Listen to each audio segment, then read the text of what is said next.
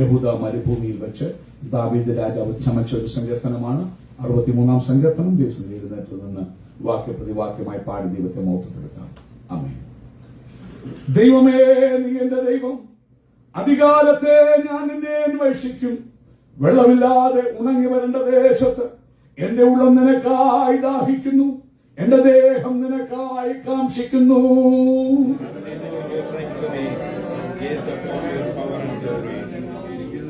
നിന്റെ ദയ ജീവനേക്കാൾ നല്ലതാകുന്നു. എന്റെ അധരങ്ങൾ നിന്നെ സ്തുതിക്കും.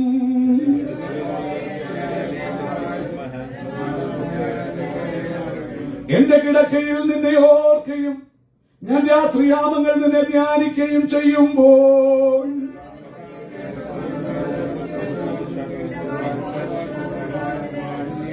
നീ എനിക്ക് സഹായമായി തീർന്നുവല്ലോ. നിന്റെ ചിറകിൽ ഞാൻ ഘോഷിച്ചാനന്ദിക്കുന്നു.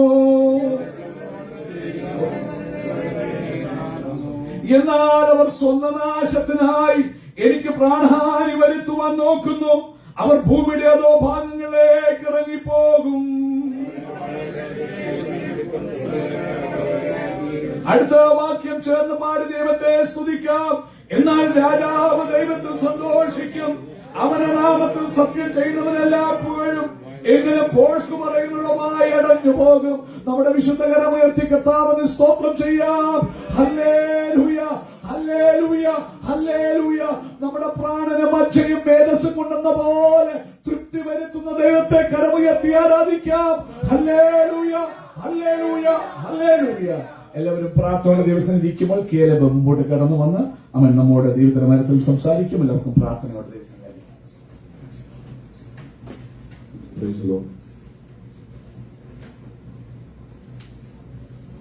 Greetings to all in the precious name of our Lord and Savior Jesus Christ.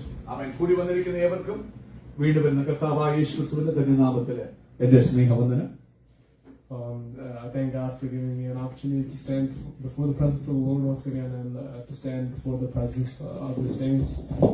Even though many things have happened this past week, even though we're not just as normal, even though the body isn't just as normal, the Lord has still given us opportunities to speak His name in front of the saints, so I thank God. ഇന്ന് പകൽക്കാലം ദൈവസന്നിധിയിൽ ദൈവത്തിന്റെ വചനമായി നിൽക്കാൻ ഒരു അവസരം കൂടി കർത്താവ് തന്നതോർത്ത് സ്തോത്രം. കഴിഞ്ഞ ആഴ്ചകൾ പല കാര്യങ്ങള് ജീവിതത്തിൽ നടക്കുവാനിടയായി. ഇന്ന് പകൽക്കാലവും പൂർണ്ണ ആരോഗ്യമുള്ളവനായിട്ടല്ല നിൽക്കുന്നത്. അവൻ വേദനയും പ്രയാസങ്ങളും ഒക്കെ ഉണ്ടെങ്കിലും ദൈവത്തിന്റെ വചനവുമായി വിശുദ്ധന്റെ മധ്യയെ നിൽക്കാൻ കർത്താവ് തന്ന ഭാഗ്യത്തെ ഓർത്ത് ഞാൻ നന്ദിയോട് കർത്താവിനെ ആരാധിക്കുന്നു. So going to the Word, we know that starting off in August, our theme for this month is continuing on the path of growth.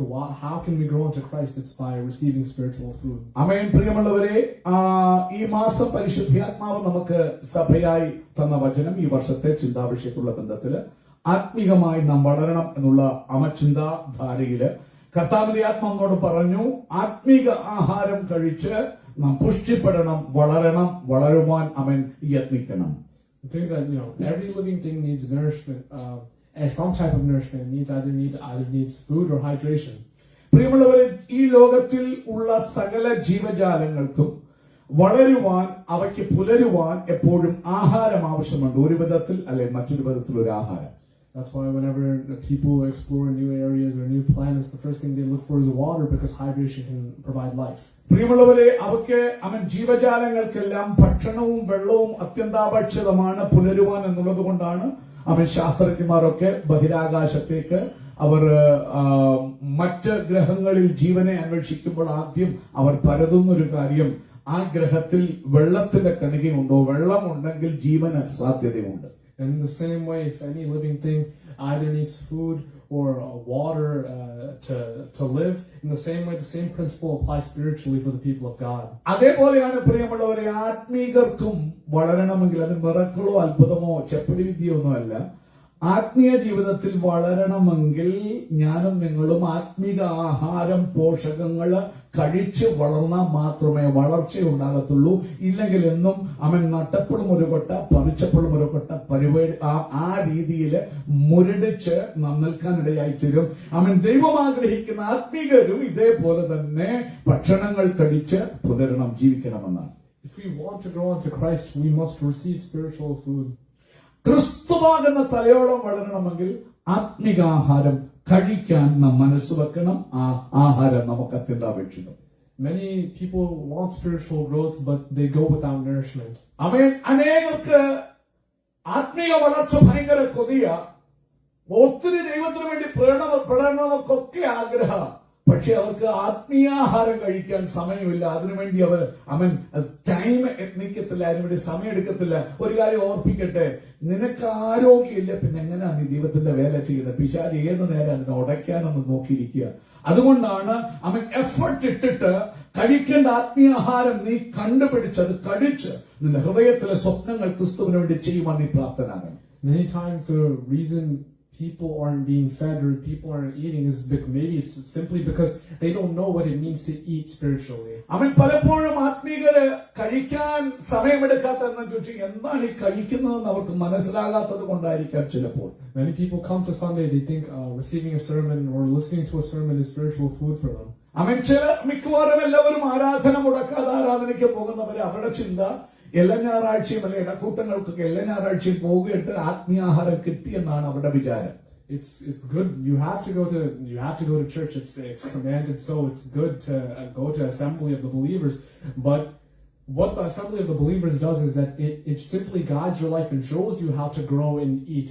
It doesn't give you food right there. The only thing that you eat upon is Christ, like Christ says in John chapter 6. ആമേൻ. പ്രിയമുള്ളവരെ, ഒരു കാര്യം ഓർക്കണം, ആരാധനയ്ക്ക് പോകേണ്ടത് അത്യന്താപേക്ഷിതം, ഇടക്കൂട്ടങ്ങൾക്ക് പോകേണ്ടത് അത്യന്താപേക്ഷിതം.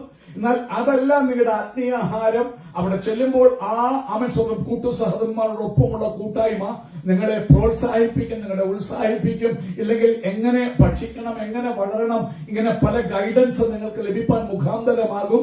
എന്നാൽ കഴിക്കേണ്ടത് നിങ്ങളാണ് ഭക്ഷിക്കേണ്ടത്. എന്നാൽ ബൈബിൾ നമ്മെ പഠിപ്പിക്കുന്ന യേശു തന്നെ പറഞ്ഞു, ഞാൻ ജീവന്റെ അപ്പമാകുന്നു, എന്നെ ഭക്ഷിക്കുന്നവൻ എന്മൂലം ജീവിക്കും. ക്രിസ്തുവിനെ ഭുജിക്കുവാൻ നാം പഠിക്കണം. ക്രിസ്തുവാണ് നമ്മുടെ ആഹാരം. People come to listen to the words that other speakers speak, but rather they don't come to eat upon Christ, eat of Christ, receive nourishment through the body of Christ. അനേകർ വരാനുണ്ട് പ്രാർത്ഥനയ്ക്ക്.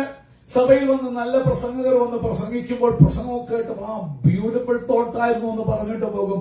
എന്നാൽ ക്രിസ്തുവിനെ ഭക്ഷിക്കാൻ അവരെ കൊണ്ട് കഴിയുന്നില്ല. ക്രിസ്തുവിനോടുള്ള ബന്ധത്തിൽ അലൈൻഡ് ആക്കിയ വചനത്തെ ജീവിതത്തിൽ പ്രാവർത്തികമാക്കാൻ ആ കഴിക്കുന്നത് പറയത്തില്ലേ, ആഹാരം കഴിച്ചിട്ട് ശരീരത്തിൽ പിടിച്ചില്ലെന്ന് പറയുന്ന പോലെ കഴിക്കുന്നു പുറത്തേക്ക് പോകുന്നു പരിപാടി നടക്കത്തില്ല.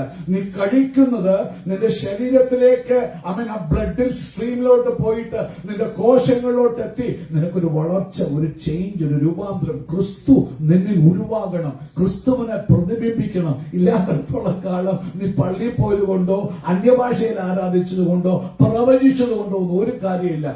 ഈ ആഹാരം, ക്രിസ്തുവാകുന്ന ആഹാരത്തെ, ഈ വചനമാകുന്ന ക്രിസ്തുവിനെ നീ ഭക്ഷിക്കുമ്പോൾ നിന്നിൽ ക്രിസ്തു സ്ഫുരിക്കുവാനിടയാകും.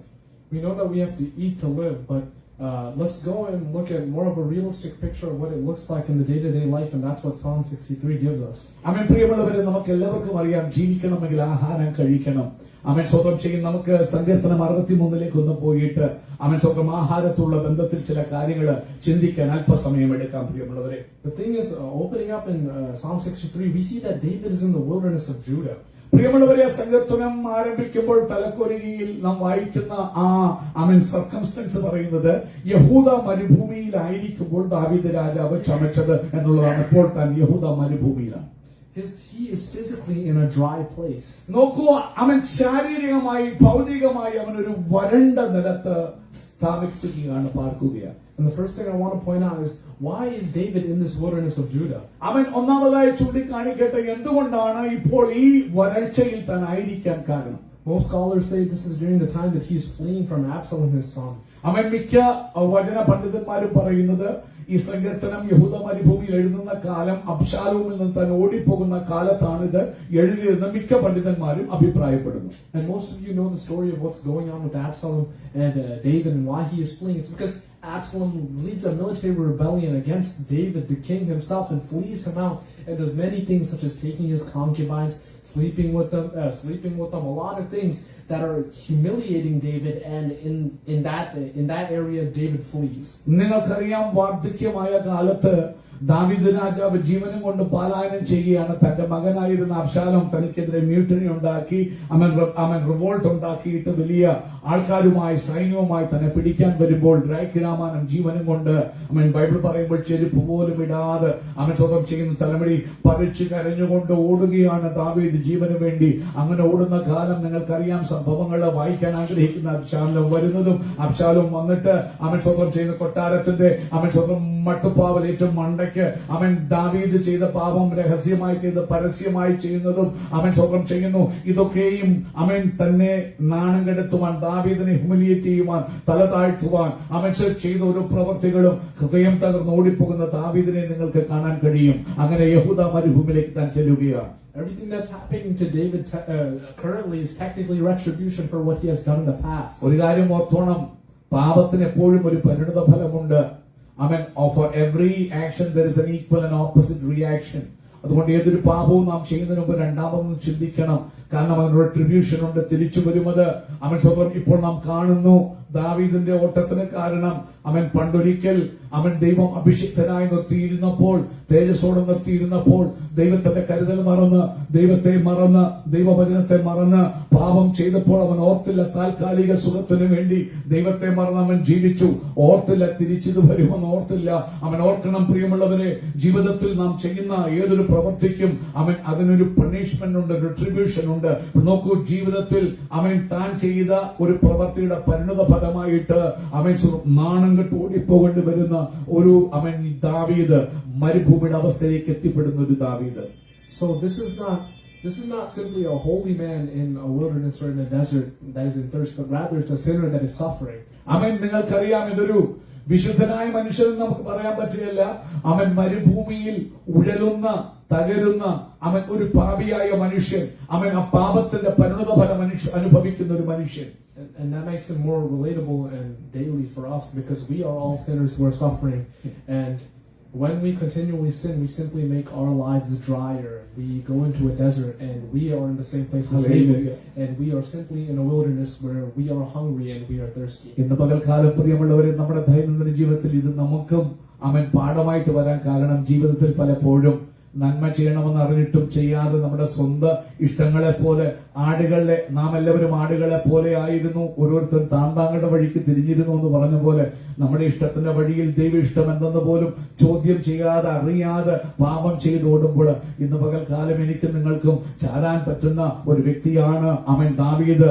അങ്ങനെ ഓടി വരണ്ട നിലത്ത് പാർക്കുമ്പോൾ, ആത്മീയമായി വരണ്ടിരിക്കുമ്പോൾ, ഒരു ജീവനും ഒരു ഓജസ്സും ഒരു തേജസ്സും ഇല്ലാതെ ഇരിക്കുന്ന അവസ്ഥകളിൽ ഇന്ന് പകൽക്കാലം ഈ ദാവീദിനോട് നമുക്ക് ഏകീഭവിപ്പാൻ കഴിയും. So now, seeing that David is thirsty, in the first verse it says, "O God, thou art my God, I seek thee, and my soul thirsts for thee." നോക്കൂ, അവിടെ നാം വായിക്കുന്ന ഒന്നാമത്തെ വാക്യത്തില് ദൈവമേ നീ എന്റെ ദൈവം, അധികാലത്തെ ഞാൻ നിന്നെ അന്വേഷിക്കും. We see that David is there's a thirst inside David's soul. There's a thirst not just for simply water, but it says, "I thirst for thee." അടുത്ത വാക്യത്തിൽ പറയുന്നു, വെള്ളമില്ലാതെ ഉണങ്ങി വരേണ്ട ദേശത്ത് എന്റെ ഉള്ളം നിനക്കായി ദാഹിക്കുന്നു, എന്റെ ദേഹം നിനക്കായി കാക്ഷിക്കുന്നു. അവിടെ നാം കാണുന്നു ഒരു വലിയ ദാഹം. അതായത് പ്രതികൂലത്തിന്റെ മധ്യത്തില് കർത്താവിന്റെ ശിക്ഷയുടെ കരത്തിൽ കൂടെ പോകുമ്പോഴും ദൈവത്തെ വിട്ട് അകന്നു പോയി ഒളിക്കുകയല്ല, ദൈവത്തെങ്കിലേക്ക് അടുക്കാൻ, ദൈവത്തെ കുടിക്കാൻ, ദൈവത്തെ ഭക്ഷിക്കാൻ, ദൈവത്തെ പ്രാപിക്കാൻ കൊതിക്കുന്ന ഒരു ദാവീദ്. ഇന്ന് പകൽക്കാലം ജീവിതത്തിൽ ആരെങ്കിലും തളർന്നവരുണ്ടെങ്കിൽ ദൈവത്തോട് പിണങ്ങി അകന്നു പോകല്ലേ, നീ അടുത്തുവാ. എത്ര വലിയ കുഴപ്പത്തിൽ ദൈവം നിന്നെ ശിക്ഷിച്ചതാണേലും ഇല്ല, ശത്രു നിനക്കെതിരെ വരുത്തിയതാണേലും ഇന്നോടി ഒരു ദാഹത്തോട് അവന്റെ അടുത്തോട്ട് വാ. കർത്താവേ, എന്റെ ഉള്ളം നിനക്ക് വേണ്ടി ദാഹിക്കുന്നു എന്ന് പറ. എന്റെ പ്രാണൻ, എന്റെ ദേഹം, എന്റെ ഫ്ലഷ് നിനക്കായി കാക്ഷിക്കുന്നു എന്ന് പറ. ഇന്ന് പകൽക്കാലം നിന്റെ പ്രതികൂലത്തിന്റെ മധ്യത്തില് ദാവീദ് നമുക്ക് കാണിച്ചു തരുന്ന ഒരു മാതൃകയാണ്. Every single person on this earth is someone desiring satisfaction. They are someone that is looking for something more. ഈ ഭൂമിയിൽ ഏതൊരു മനുഷ്യനും അവർക്ക് എല്ലാവർക്കും ഒരു ആശയുണ്ട്. ആശ പ്രാപിപ്പാൻ അല്ലെങ്കിൽ അതിന്റെ പൂർത്തീകരണം എത്തുവാൻ വേണ്ടി കൊതിക്കുന്നവരാണ് നല്ലൊരു ശതമാനം എല്ലാ മനുഷ്യരും. അവൻ പ്രായമുള്ളവരാണെങ്കിൽ അവരുടെ മക്കൾ അനുഗ്രഹിക്കപ്പെടാൻ ആഗ്രഹിക്കും. അവൻ യൗവനക്കാരാണെങ്കിൽ നല്ലൊരു വിവാഹം കിട്ടുവാനായി കൊതിക്കും. അങ്ങനെ പല പല സ്വപ്നങ്ങളിൽ ജീവിക്കുന്നവരും ആ സ്വപ്നങ്ങൾ പ്രാപിക്കാൻ കൊതിക്കുന്നവരുമാണ് എന്നാൽ നല്ലൊരു ശതമാനം എല്ലാ മനുഷ്യരും. We naturally go to the things that are good on this earth because the Lord has created an earth that is good, but this earth isn't enough to sustain us. They may give us temporary pleasure, but it cannot give us spiritual life. പ്രിയമുള്ളവരെ, എന്നാൽ പലപ്പോഴും നാം ചെയ്യുന്നത് താൽക്കാലിക ലൗകിക സുഖങ്ങളിലേക്ക് ഓടി ലോകത്തിലേക്ക് നമ്മുടെ ആശയ്ക്ക് തൃപ്തി വരുത്തുവാൻ വേണ്ടി പരതി അവിടെ നമ്മുടെ ആശകൾക്ക് സ്വന്തം തൃപ്തി വരുത്തുവാൻ വേണ്ടി നോക്കും. അതൊരു കാര്യം ഓർക്കണം, ഈ ലോകത്തിലെ യാതൊന്നിനും എന്റെയും നിങ്ങളുടെയും ആശയ്ക്ക് ശമനം വരുത്തുവാൻ കഴിയുകയില്ല. എന്റെയും നിങ്ങളുടെ ആഗ്രഹങ്ങൾക്ക് ശമനം വരുത്തുവാൻ കഴിയുകയില്ല. ഈ ലോകത്തിനൊക്കെയും തരുന്നതിന് ഒരു പരിമിതി ഉണ്ട്. അതെന്താണേലും that's why God calls us in Isaiah 55. It says, "Oh, everyone who thirsts, come to the waters," is what Isaiah 55 verse 1 says. പ്രിയമുള്ളവരെ, അതുകൊണ്ടാണ് യെശയ്യാപ്രവചനത്തിൽ പ്രവാചകനായ യെശയ്യാവിൽ കൂടി മനുഷ്യവർഗത്തോട് ദൈവം നിലവിളിച്ചു പറയുകയാണ്, എന്തിനാണ് നിങ്ങളുടെ ദ്രവ്യം ഗുണം വരുത്താത്തതിന് നന്മ വരുത്താത്തതിനു വേണ്ടി കളയുന്നത്? എന്റെ അടുക്ക വാ, ഞാൻ നിന്റെ ദാഹം ശമിപ്പിക്കാം. എന്റെ അടുക്കള വന്ന് ചോദിച്ച് അപ്പം വാങ്ങി തിന്ന് നിന്റെ പ്രാണന് സ്വസ്ഥത ഞാൻ തരാം. 1-ാം വാക്യം താഴ്ത്തു വായിക്കും, നമുക്കിത് കാണാൻ കഴിയും യെശയ്യാപ്രവചനം 55-ാം അധ്യായത്തില്. And verse 3 says, "Why do you spend money for what is not bread, and your labor for which satisfies not?" And so God is essentially asking, why are you trying to satisfy yourself with things that cannot? Because there's a spiritual hunger that when God created us, He put in us in Himself. പ്രിയമുള്ളവരെ, മാനവനെ ദൈവം ഉണ്ടാക്കിയപ്പോൾ അവന്റെ ഉള്ളിൽ കൊടുത്തൊരു കാര്യമാണ് ആത്മീയമായ ഒരു ദാഹം, ഒരു വിശപ്പ്, ആത്മദാഹവും ഒരു വിശപ്പും. എന്നാൽ പലപ്പോഴും മനുഷ്യൻ ദൈവത്തിൽ നിന്നത് പ്രാപിക്കാൻ ശ്രമിക്കാതെ അവിടെ സ്വന്തം വഴികൾ എപ്പോഴാണ് സംഭവിച്ചെന്ന് ചോദിച്ചു കഴിഞ്ഞാല് ആ വാക്വം വന്നത് ദൈവസാന്നിധ്യം വിട്ടുമാറിയപ്പോൾ. അത് എപ്പോഴാണ് സംഭവിച്ചത്? നന്മതിന്മകളെ കുറിച്ചുള്ള അറിവിന്റെ വൃക്ഷഫലം തിന്നു കഴിഞ്ഞപ്പോൾ പിന്നെ ബുദ്ധിയുടെ പ്രമാണത്തിൽ ഓടി നടക്കാൻ അവൻ തുടങ്ങി. അന്ന് തൊട്ട് തുടങ്ങിയ പരാജയം. ദൈവം സൃഷ്ടിച്ച ശൂന്യത നികത്താൻ ദൈവത്തിന് മാത്രമേ കഴിയൂ, ദൈവ സാന്നിധ്യത്തിന് മാത്രമേ കഴിയൂ. ഒരു ഭർത്താവിന് കഴിയില്ല, ഒരു ഭാര്യയ്ക്ക് കഴിയില്ല, മക്കൾക്ക് കഴിയില്ല, അപ്പനോ അമ്മയ്ക്കോ കഴിയില്ല, കൂട്ടുകാർക്ക് കഴിയില്ല. എന്നാൽ മനുഷ്യൻ ഇന്നും ആ തൃപ്തിക്ക് വേണ്ടി ആ അനുഗ്രഹത്തിന് പ്രാപിക്കാൻ വേണ്ടി ലൗകികമായ കാര്യങ്ങളെല്ലാം ഓടി നടക്കുക. ഇത് കണ്ടിട്ട് ദൈവം ചോദിക്കുക, അല്ലയോ മനുഷ്യ, സ്വന്തം തൃപ്തി വരുത്താത്തതിന് എത്രത്തോളം നിന്റെ ധനം നീ വെറുതെ കളയും? അനേകർ പോകുക എൻജോയ് ചെയ്യാൻ, അനേകർ പോകുക വെക്കേഷന് പോകണ്ടെന്നോ എൻജോയ് ചെയ്യേണ്ടെന്നോ അല്ല ഞാൻ പറയുന്നത്. നീ എൻജോയ് ചെയ്തോ, ഏത് എൻജോയ്മെന്റും നിന്റെ ആത്മാവിനെ തൃപ്തി വരുത്തത്തില്ല. നിന്നെ വളർത്താൻ ആകപ്പാട് ആത്മിക ആഹാരത്തിന് കഴിയുകയുള്ളൂ. അതാരാണ്? കർത്താവ് തന്നെയാണ്. കർത്താവിനെ നീ ഭക്ഷിക്കാതെ, കർത്താവിനെ നീ പ്രാപിക്കാതെ വചനം നീ ഏറ്റെടുക്കുക. അതുകൊണ്ട് ദൈവം പറയുക, എന്റെ അടുക്കവാ, വാങ്ങി കുടിക്ക്, വാങ്ങി അപ്പം തിന്ന്. അപ്പമല്ലാത്തതിന് എന്തിനാണ് നിന്റെ ധനം വെറുതെ കളയുന്ന ദൈവം യെശയ്യാവിൽ കൂടി 55-ാം അധ്യായത്തിൽ വിളിച്ചു ചോദിക്കുകയാണ്. God has simply created us in this way in which that we need Him. We cannot live without Him. There's this I'm forgetting, but there's this one saint of God that wrote, I think a very long time ago, I think it was Saint Augustine. He said, Lord, one of the things he said in his confessions to God when he prays to Him was that, Lord, my heart aches and my heart cannot rest until I rest in Thee. Amen. പ്രിയമുള്ളവരെ, ദൈവം മനുഷ്യനെ ഉണ്ടാക്കിയപ്പോൾ തന്നെ ഉണ്ടാക്കിയ ഒരു അവസ്ഥയാണ് അവനോടുള്ള കൊതി. അതുകൊണ്ടാണ് വെയിലാറുമ്പോൾ എപ്പോഴും ദൈവം തോട്ടത്തിൽ വരുമായിരുന്നു. മനുഷ്യന് ആദമോ അവയോ ഓടി ദൈവത്തിന് അടുക്കല് അവന്റെ സാന്നിധ്യത്തിന് മാത്രമേ അവന് തൃപ്തി വരുത്താൻ കഴിയുള്ളൂ. ശരിയാ തോട്ടത്തിൽ നന്മതിന്മകളെ കുറിച്ചുള്ള അറിവിന്റെ വൃക്ഷഫലമുണ്ട്, ജീവന്റെ വൃക്ഷഫലം. എന്നാലും അവന്റെ സാന്നിധ്യം പോലെ തൃപ്തി വരുത്തുന്ന വേറൊന്നുമില്ല. ദൈവത്തിന് മാത്രമേ ആ വാക്കും അല്ലെങ്കിൽ ആ ഒരു കാര്യം ഉണ്ടാക്കിയാണ് ദൈവം മനുഷ്യനെ സൃഷ്ടിച്ചത്. എന്നാൽ മനുഷ്യൻ അത് വിട്ടുമാറി. എന്റെ ഓർമ്മയില് സെന്റ് അഗസ്റ്റിൻ ആണെന്ന് വിചാരിക്കുന്നു. ഒരിക്കൽ ഇങ്ങനെ ഒരു ലിഖിതം എഴുതുവാൻ ഇടയായി തീർന്നു.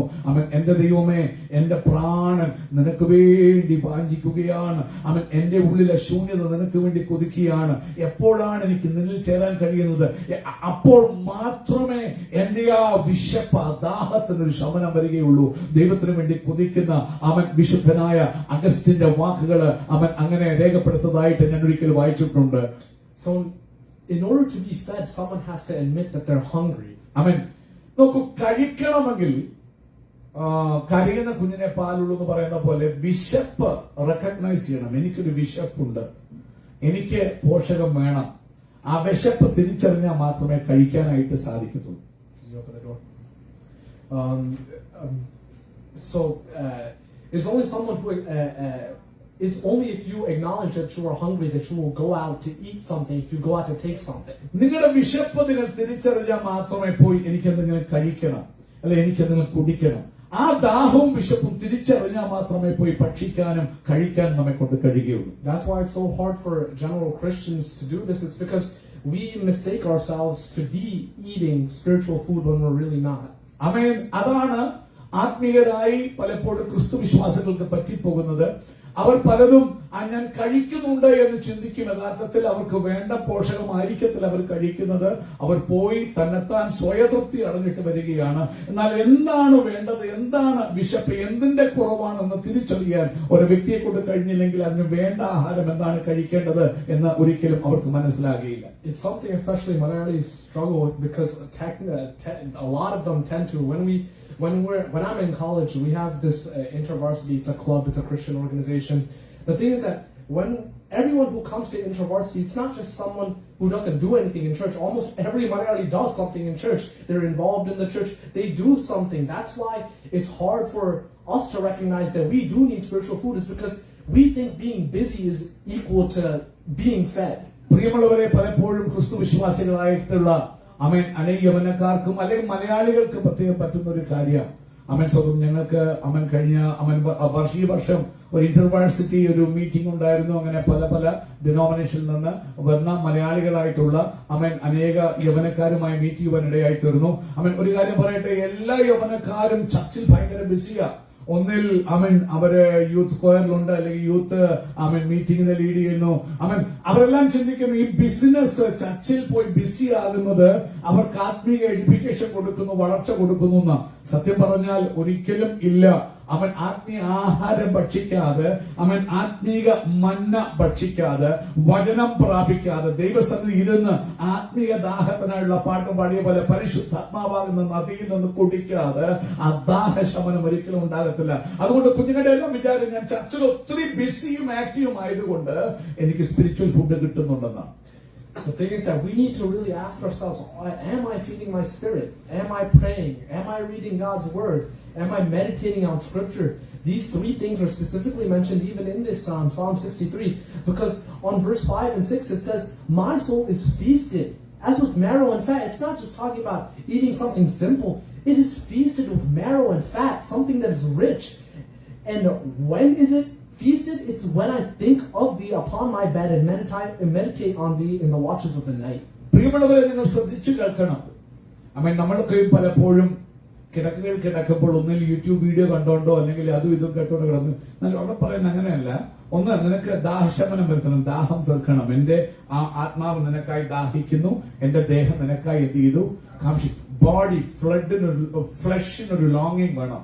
അത് മനസ്സിലാകണം. അത് ഇതിനെ ഫില്ല് ചെയ്യാനായിട്ട് ഒരു പാസ്റ്റർമാർക്കും കഴിയില്ല, ഒരു പ്രവാചകന്മാർക്കും കഴിയില്ല, ഞാൻ ചെയ്യുന്ന സ്പിരിച്വൽ ബിസിനസ്സിന് കഴിയില്ല. ഇതിനെ ഫില്ല് ചെയ്യാൻ ദൈവത്തിന് മാത്രമേ കഴിയൂ, വചനത്തിന് മാത്രമേ കഴിയൂ എന്ന് തിരിച്ചറിയണം. എന്നിട്ട് ഇവിടെ നാം വായിക്കുമ്പോൾ ഇവിടെ പറയുക 5-ാമത്തെ വാക്യത്തില്, അതുകൊണ്ട് ഞാൻ എന്ത് ചെയ്യും, കിടക്കയിൽ ഞാൻ നിന്നെ എന്ത് ചെയ്യും, വേറെ ആരെയല്ല, കർത്താവേ നിന്നെ ഓർക്കും. നീ ആരാണെന്ന് ഓർക്കും, നിന്നെ എന്ത് ചെയ്യും, മെഡിറ്റേറ്റ് ചെയ്യും, ധ്യാനിക്കുമ്പോൾ സംഭവിക്കുന്ന ഒരു കാര്യം നോക്കണേ. സ്വന്തം പോഷക ആഹാരം കഴിക്കുന്നത് പോലെ. അതായത് നമുക്കറിയാം, നാട്ടിലൊക്കെ ഒരു ആക്സിഡന്റോ അല്ല അടിയോ ഒക്കെ കൊണ്ട് അല്ലെങ്കിൽ അപകടമല്ല താഴെ വീഴൊക്കെ ആട്ടും സൂപ്പ് കൊടുക്കുക എന്ന് പറയുന്നത് എല്ലൊക്കെ ഇട്ട് അതിന്റെ മഞ്ചയും ആ മേധസ്സും ഇട്ട് തിളപ്പിച്ച് ആട്ടും സൂപ്പ് കൊടുക്കുന്ന പോലെ അതിനേക്കാൾ ഭയങ്കര പവർഫുള്ള നീ കിടക്കയിൽ അങ്ങോട്ട് അവനെ ധ്യാനിക്കുകയും ഉറമനസി അധരാറ. അതൊരു സൂപ്പർഫിഷ്യൽ ആയിട്ട് ചർച്ചി പോയിട്ട് റിച്വലിൽ നിന്ന് കിട്ടുന്ന ഒരു കാര്യമല്ല. നീ ദൈവമായിട്ടുള്ള കണക്ഷൻ, ഇന്റർലിങ്ക് കണക്ഷൻ, റമയ ഹതുക്കരാസി, അവനുമായിട്ടൊരു ടച്ച്, അതിൽ നിന്ന് ആത്മാവുമായിട്ടുള്ള ആ വലിയ സിങ്കിൽ നിന്ന് ഇന്ന് അനേക കുഞ്ഞുങ്ങൾ ചിന്തിക്കുന്ന ചർച്ചിൽ വന്ന് ആയി കാണിക്കുന്നതാണ് ആരാധന, അല്ലെങ്കിൽ നോ നിന്റെ പേഴ്സണൽ റിലേഷൻഷിപ്പ്, അവനോടുള്ള പേഴ്സണൽ ആയിട്ടുള്ള ടോക്ക്, അവനോട് മിങ്കിൾമെന്റ്. ഇവിടെ വന്ന് വായിക്കുകയാണ്, കിടക്കയിൽ എന്ത് ചെയ്യുന്നു, നിന്നെ ഓർക്കി. രാത്രി കാലങ്ങളിൽ തേക്കിനാവ് കാണുകയല്ല, മറ്റു ദിവസം നിന്നെ ധ്യാനിക്കുകയും ചെയ്യുമ്പോൾ എന്റെ സോളിന് ഇതാ ഇന്ന് പകൽക്കാലം ആത്മാവിന്റെ രക്ഷയെക്കുറിച്ചാണ് നമ്മൾ സംസാരിക്കുന്നത്. നമ്മുടെ വളർച്ച, നാം വളരണമെന്ന് പറയുമ്പോൾ നിന്റെ ആത്മാവ് വളരണം, ക്രിസ്തുവാകുന്ന തലയോളം വളരണം. അപ്പോൾ നിന്റെ ആത്മാവിന് മച്ചയും മേധസ്സും കൊണ്ടെന്ന പോലെ എന്ത് ചെയ്യുന്നു?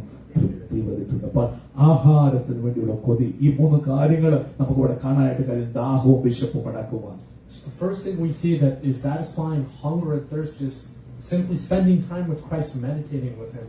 പ്രിയമുള്ളവരെ, അതിനുവേണ്ടി എന്ത് വേണം? പള്ളിയിൽ എല്ലാ മീറ്റിംഗിലും പങ്കെടുക്കുക എന്നുള്ളത് മാത്രമല്ല, അവൻ സ്വന്തം ചെയ്യുന്നു.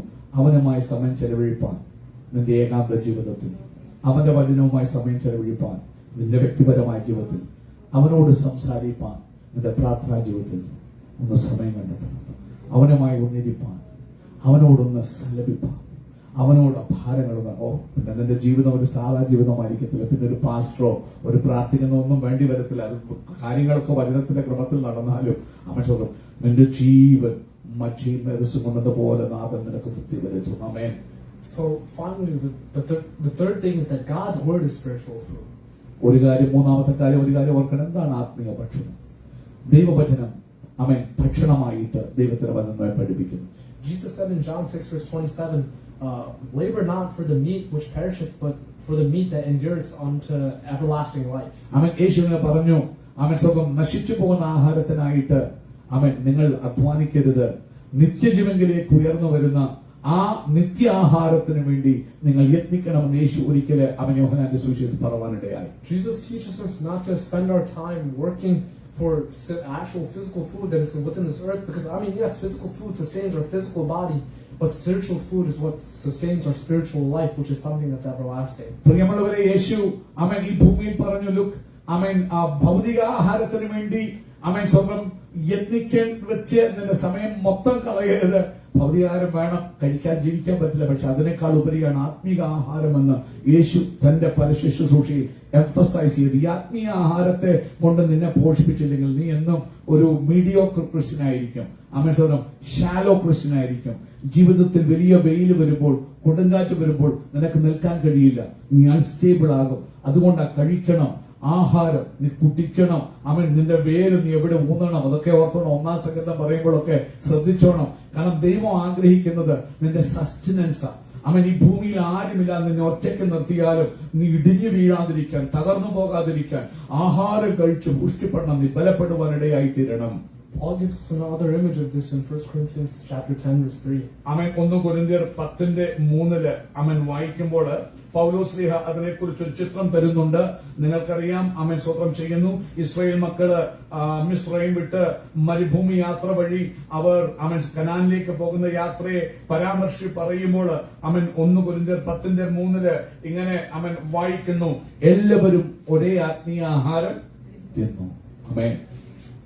The thing is that Israel had physical food in the wilderness, but the reason Paul calls it spiritual meat is because God was teaching them spiritually through what He provided. ആമേൻ. നിങ്ങൾക്കറിയാം, ഭൗതികമായ ഭക്ഷണമാണ് അവർ ഭക്ഷിച്ചതെങ്കിലും ഒരു കാര്യം ഓർത്തോണം, അവരാരെങ്കിലും അധ്വാനിച്ചോ? ഇല്ല. അവരാരും കൃഷി ചെയ്തോ? ഇല്ല. ജോലി ചെയ്ത് ശമ്പളം വാങ്ങിയിട്ടാണോ കഴിച്ചത്? ഇല്ല. പിന്നെ എവിടെ നിന്നായി ഭക്ഷണം വന്നത്? സ്വർഗത്തിൽ നിന്ന്. സ്വർഗത്തിലെ ദൈവം ഒരു കാര്യം പഠിപ്പിക്കുകയായിരുന്നു. സഹോദര സഹോദരി, കുഞ്ഞെ, ദൈവ പൈതലെ, അവൻ രക്ഷിക്കപ്പെട്ട് സ്നാനപ്പെട്ടതുകൊണ്ട് എല്ലാമായില്ല. 4 ഭാഷ അന്യഭാഷ ആത്മാഭിഷേകത്തിൽ നീ പറഞ്ഞതുകൊണ്ടെല്ലാം ആയില്ല. എല്ലാ ദിവസവും നീ അവനെ ഭക്ഷിക്കണം, നീ വചനം ഭക്ഷിക്കണം. ഹല്ലേലൂയ.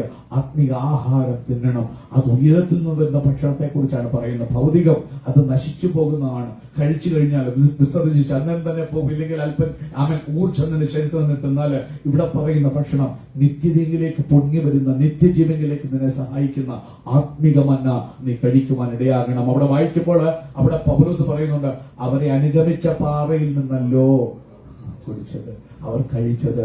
അവൻ ആ പാറ ആരാണ്? ക്രിസ്തുവായിരുന്നു. So God knows how to feed His people, and it's through Him Himself.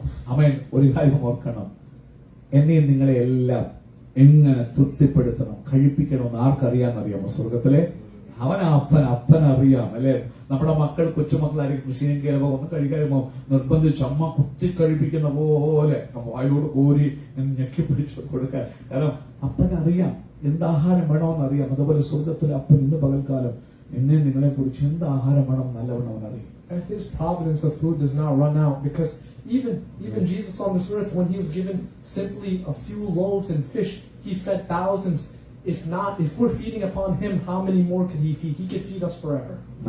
നാഥനായ നമ്മുടെ കർത്താവ് ഈ ഭൂമിയിൽ 5 അപ്പം കൊണ്ടും 2 മീനെ കൊണ്ട് എത്ര പേരെ പോഷിപ്പിക്കുക മാത്രമല്ല 12 കൊട്ട. അങ്ങനെയാണെങ്കിൽ സാക്ഷാൽ നാഥനെ നീ പൂജിച്ചാലോ ഒരു കാലത്തും തീർന്നു പോകാത്ത പക്ഷം, ഒരു കാലത്തും പറ്റിപ്പോകാത്ത ഉറവ, ഏത് വരൾച്ചയിലും ഏത് വരണ്ട യഹൂദ മരുഭൂമിയിൽ ഏത് തകർച്ചയിലും ഏത് ശിക്ഷയുടെ കരാള ഹസ്തത്തിന് കീഴിലും നീ കിടക്കുമ്പോൾ ആ ദാവീദിനെ പോലെ, ദാവീദിനെ അറിയാം ഞാൻ ചെയ്തതിന്റെ ഒരു പരിണിത ഫലമാണെന്ന് അറിയാമെങ്കിലും അവൻ ദൈവത്തെ വിട്ട് അകലുകയല്ല. അപ്പാ, എന്റെ ഉള്ളം നിനക്കായി ദാഹിക്കുന്നു, എന്റെ ദേഹം നിനക്കായി ദൈവത്തെ ഭക്ഷിപ്പാൻ, ദൈവത്തിനടുക്കൽ വന്ന് അവൻ പ്രാപിപ്പാൻ കൊതിയോട് ഏറ്റവും നെല്ലിപ്പല തകർച്ചയുടെ നെല്ലിപ്പലയിൽ നിൽക്കുന്ന വയോധികനായ അവൻ രാജാവായ ദാവീദ് കുതിക്കുമ്പോൾ ഇന്ന് പകൽക്കാലം കാണണം.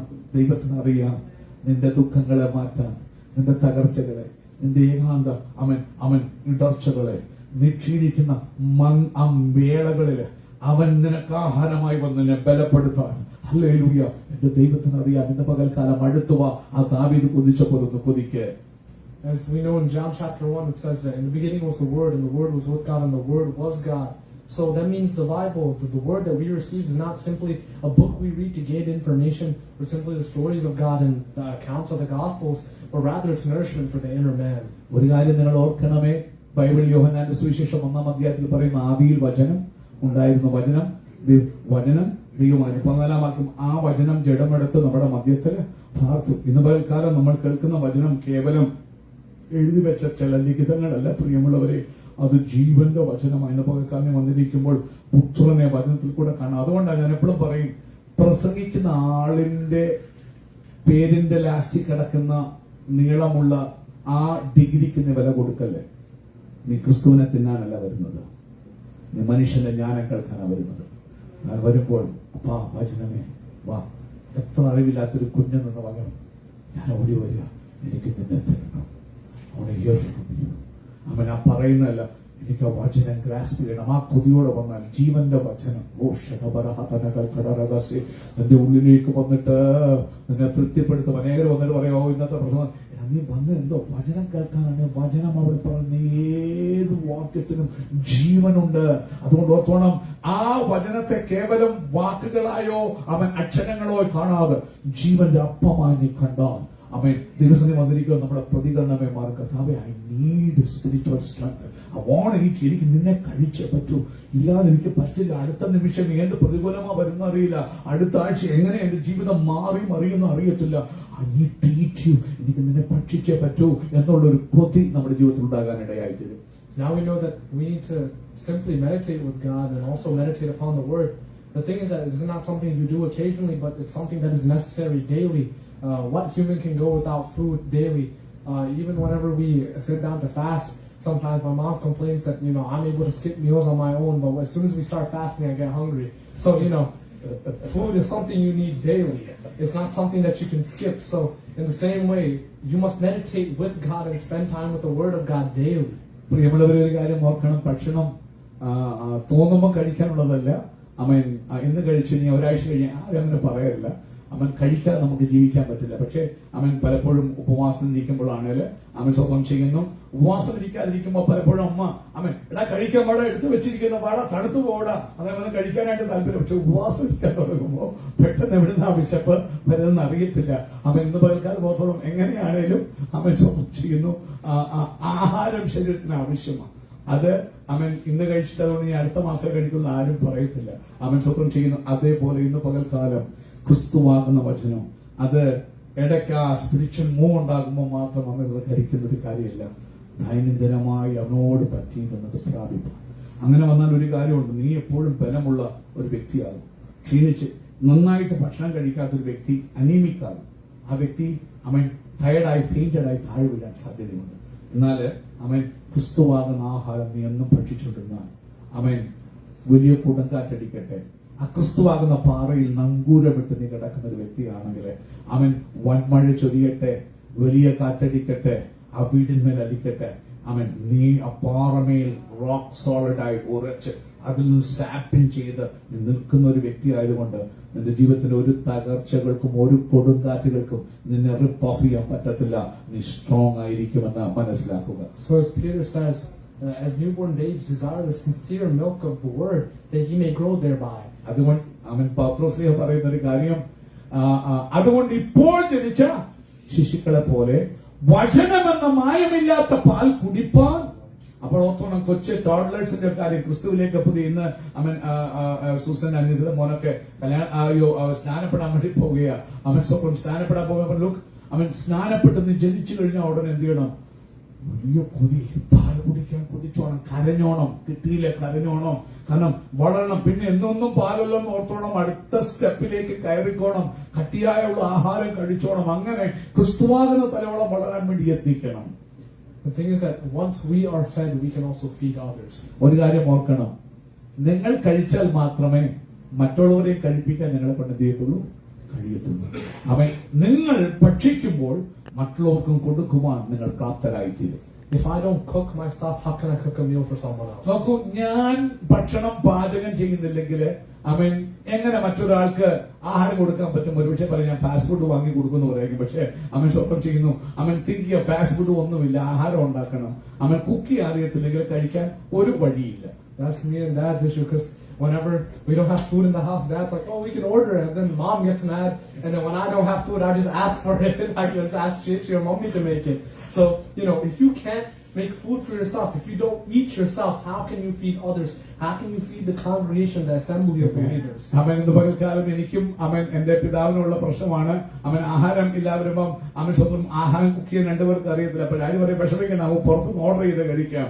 മമ്മിക്ക് ആകപ്പാടെ ദേഷ്യമാകും. അവൻ സ്വന്തം ചെയ്ത് പൈസ കളയാതെ ഉണ്ടാക്കാൻ ഇവിടെ പ്രാപ്തിയുള്ളപ്പോൾ എന്തുകൊണ്ട് ഉണ്ടാക്കത്തില്ല അവൻ എന്ന് പറയാറുണ്ട്. അതുപോലെ ഇന്ന് പകൽക്കാലം ഓർക്കണം പ്രിയമുള്ളവരെ, നമ്മള് ഭക്ഷണം പാകം ചെയ്ത് കഴിക്കാൻ പ്രാപ്തരായില്ലെങ്കിൽ മറ്റുള്ളവർക്ക് കൊടുക്കാൻ എങ്ങനെ കഴിയും?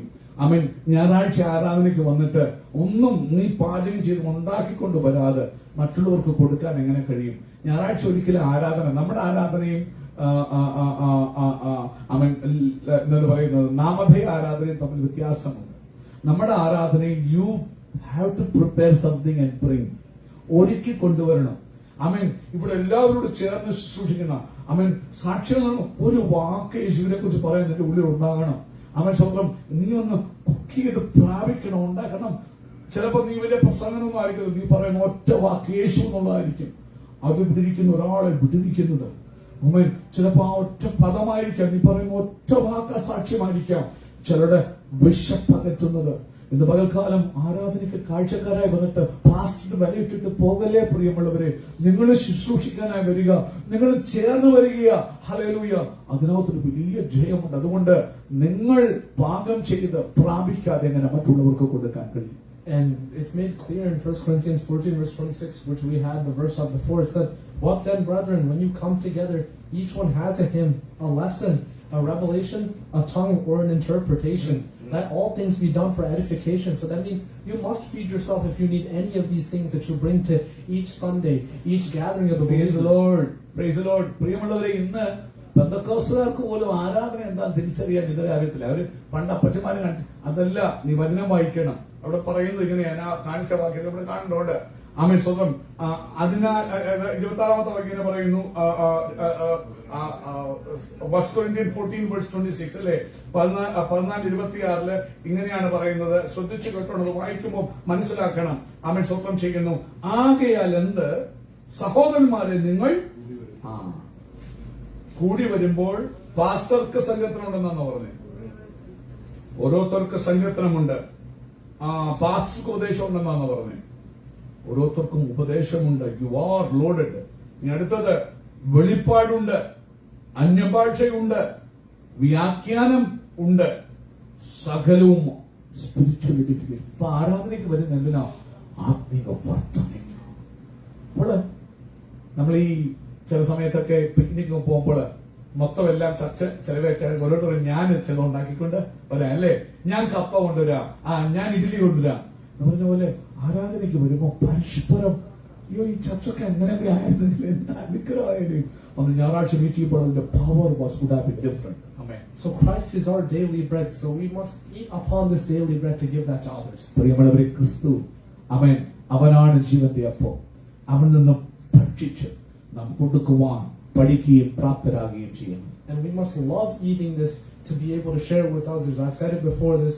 I've already shared this testimony before, but you know, if you love a certain food, you will share it with other people. Amen. There's this one food cart at Temple. I've already said it, but since I haven't, everyone's here, I'll say it again.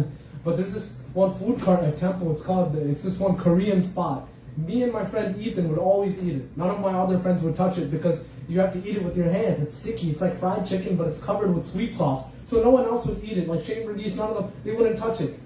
But me and Ethan kept eating it. And each time we ate it, we would show them, more like, you gotta buy it, until they would buy it. So if you love something enough, if you love Christ, the daily bread, enough, you will share that daily bread with other people. പ്രിയമുള്ളവരെ, ക്രിസ്തുവാകുന്ന അപ്പത്തെ നീ കൊതിക്കണം. ആ ജീവന്റെ അപ്പത്തെ നീ കൊതിച്ച് ആ ജീവന്റെ അപ്പത്തെ എല്ലാ ദിവസവും ഭക്ഷിക്കുമ്പോൾ നിനക്ക് പറയാതിരിക്കാൻ നീ ഷെയർ ചെയ്യും. ഈ അപ്പം നീ തിന്നണം, ഇന്ന് തിന്നു നോക്ക്. ഇത് ഞാൻ പലപ്പോഴും മുമ്പ് പറഞ്ഞിട്ടുണ്ട്. ഇവിടെ അവിടെ ഒരു കൊറിയൻ കാർട്ടുണ്ട്, ഫുഡ് കാർട്ടുണ്ട് ടെമ്പിളിന് ഔട്ട്സൈഡ്. അവര് കൊടുക്കുന്ന ഒരു പ്രത്യേക ചിക്കൻ വിഭവമുണ്ട്, ഒരു ഫുഡുണ്ട്. ഞങ്ങൾക്കത്, എനിക്കും ഈത്തനും അത് ഭയങ്കര ജീവനാ. പക്ഷെ ഒരു കാര്യം, കൈത്തൊക്കെ എടുത്ത് കഴിക്കണം. അത് അല്പം ഗ്രീസിയൊക്കെയാ, പക്ഷെ ഒരു സ്വീറ്റ് ശ്വാസം ഒക്കെ ഉള്ള ഒരു ഫ്രൈഡ് ചിക്കനാ. അതിന്റെ ടേസ്റ്റ് പറഞ്ഞറിയിക്കാൻ പറ്റാത്തതാ. ഞങ്ങൾ എല്ലാ വർഷവും, ഞാനും ഈത്തനും എപ്പോഴും കഴിക്കും. എപ്പോഴും എന്റെ കൂട്ടുകാരൻ ഷെയ്ൻ വർഗീസ് മറ്റുള്ളവരൊക്കെ ഇത് പറയടാ നല്ല കഴിച്ചു നോക്ക്. ഷിമാർ കഴിക്കത്തില്ല. പക്ഷേ മാസങ്ങൾ കഴിഞ്ഞ ശേഷം ഒരു ദിവസം അബദ്ധവശാൽ അവരുടെ അടുത്ത് കഴിച്ചു കഴിയുമ്പോ അവര് ഓടി നടന്ന് എല്ലാവരും പറയോ എന്തൊരു ടേസ്റ്റാ. എന്നിട്ട് അവരും അത് കേട്ടിട്ട് മറ്റുള്ളവരും കഴിക്കാൻ തുടങ്ങി. ഈ കഴിക്കുന്നവന് ഇതിനെ കുറിച്ച് പറയാതിരിക്കാൻ പറ്റില്ല. കഴിച്ചു കഴിഞ്ഞാൽ വന്ന് ഞായറാഴ്ച ആരാധനയ്ക്ക് മിണ്ടാതിന് പോകാൻ പറ്റുമോ? ഇല്ല. ഓ യഹോവ നല്ലവനെന്ന് അവനെ ശരണം പ്രാപിക്കുന്ന. പക്ഷെ തിരിച്ചറിയുമ്പോ പറയടാ നീ ടേസ്റ്റ് ചെയ്യടാ, നല്ലതാടാ. ഞാൻ പറയുന്നത് കേട്ടിട്ട് നിനക്ക് ടേസ്റ്റ് വരത്തില്ല, നീ തിന്നു നോക്കിയാലേ അറിയുള്ളൂ. അതുകൊണ്ട് ഈ വചനം ഭക്ഷിക്കണം. ആത്മീയ ആഹാരം കഴിച്ചാലേ ആത്മീയമായി വളരാൻ, ക്രിസ്തുവാകുന്ന തലയോളം വളരാൻ നമുക്ക് കഴിയുകയുള്ളൂ. So to end, as we're here today, ask Lord, feed me. And not feed me with anything else, not feed me with blessings or anything else that we need, but rather feed me with yourself, your own body, Lord, so that I may be able to feed others once I leave this place, because our life only starts once we leave these four walls. So let us pray that, God, feed me so you will make me capable to feed others. അതുകൊണ്ട് ഞാൻ വാക്കുകൾ ചുരുക്കുകയാണ്. ദൈവത്തോട് നമുക്ക് അപേക്ഷിക്കാം, കർത്താവേ, ഞാൻ നിന്നെ ആരാധിക്കാൻ വന്നിരിക്കുമ്പോൾ കഴിക്കാൻ ഞങ്ങളെ പഠിപ്പിക്കണമേ. നിന്നെ കഴിക്കാൻ, മറ്റൊന്നുമല്ല ചോദിക്കുന്ന. ഈ ലോകത്തിന്റെ അപ്പങ്ങൾ തരാനല്ല ചോദിക്കുന്നത്. ഈ ലോകത്തിന്റെ സൗഖ്യമോ എന്റെ മക്കളെ വലുത് അതല്ല, നിന്നെ കഴിക്കാൻ ഞങ്ങളെ പഠിപ്പിക്കും. ഇത് കഴിച്ചിട്ട് സ്വന്തം ഈ 4 ഭിത്തിക്കകത്തിരിക്കുമ്പോഴല്ല, അത് നമ്മൾ നല്ലതാ വന്നിരുന്ന. പക്ഷെ നമ്മുടെ ജീവിതം, യഥാർത്ഥ ജീവിതം ആരംഭിക്കുന്നത് ആരാധനയുടെ അല്ലെങ്കിൽ ഞായറാഴ്ചയിലെ അസംബ്ലിയുടെ പുറത്ത്, 4 ഭിത്തിക്ക് പുറത്തു പോകുമ്പോഴാണ്. അന്നേരം മാത്രമേ പുറത്തു പോകുമ്പോൾ ഈ ജീവന്റെ അപ്പം മറ്റുള്ളവർക്കും കൊടുക്കാൻ എന്നെ കൊണ്ടും നിങ്ങളെ കൊണ്ടും കഴിയുകയുള്ളൂ. അതുകൊണ്ട് ഇന്ന് പകൽക്കാലം നമ്മെ തന്നെ, നമ്മുടെ ജീവിതത്തെ നമുക്ക് സമർപ്പിക്കാം. ഈ കർത്താവിനെ ഭുജിക്കുവാൻ, ഈ വചനത്തെ ഭുജിക്കുവാൻ, ഈ ജീവന്റെ അപ്പം ഭക്ഷിപ്പാൻ, ഈ പോഷകങ്ങൾ ഏറ്റെടുത്തിട്ട് മറ്റുള്ളവർക്കും കൊടുക്കുവാൻ തക്കവണ്ണം ദൈവം നമ്മളെ പ്രാപ്തരാക്കട്ടെ. ഈ വചനങ്ങൾ ആദ്യമായി കർത്താവ് നമ്മെ അനുഗ്രഹിക്കട്ടെ.